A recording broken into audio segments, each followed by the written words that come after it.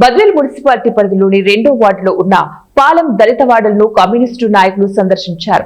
అక్కడ అనేక సమస్యలు ఉన్నప్పటికీ మున్సిపాలిటీ అధికారులు ఏమాత్రం పట్టించుకోకపోవడం దారుణమని అన్నారు. కనీసం తాగడానికి నీళ్లు కూడా ఇవ్వడం లేదు. వీధి లైట్లు లేకపోవడంతో చిమ్మ చీకటిలో దళిత వాడలు ఉండటం బాధాకరమన్నారు. బద్వేలు పట్టణం 130 కోట్లతో అభివృద్ధి చేస్తున్నామని చెబుతున్న అధికారులు దళిత వాడలను పట్టించుకోకపోవడం దుర్మార్గమన్నారు. అయినా కూడా వీళ్ళని ఏమాత్రం పట్టించుకోవడం లేదు. మొత్తం 25,000 రూపాయలు వాటర్ ట్యాక్స్, అవుట్ ట్యాక్స్ కడితే మాత్రమే మీకు నీళ్ళు ఇస్తామని చెప్పి వీళ్ళ దగ్గర డబ్బులు దండుకొని పోయినటువంటి పరిస్థితి ఉంది. కానీ కమిషనర్ గారు ఏమాత్రం స్పందించడం లేదు. మేము ఒకటే చెప్తా ఉన్నాం, ఇవాళ బద్వేల్ మున్సిపాలిటీ బాగా అభివృద్ధి అయిందని చెప్పి చెప్తా ఉన్నారు. ఎక్కడ అభివృద్ధి అయిందని చెప్పి మేము అడుగుతా ఉన్నాం.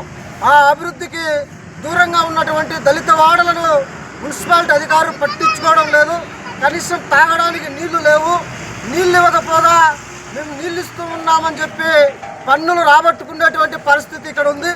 అందుకనే ఇవాళ మేము కమిషనర్ గారికి ఒకటే చెప్తా ఉన్నాం, అయ్యా మీరు 4 రోడ్లు తిరగడం కాదు, మీరు వార్డుల్లో తిరగాలి, దళిత వార్డుల్లో తిరగాలి, ముస్లిం మైనార్టీ వార్డుల్లో తిరగాలి.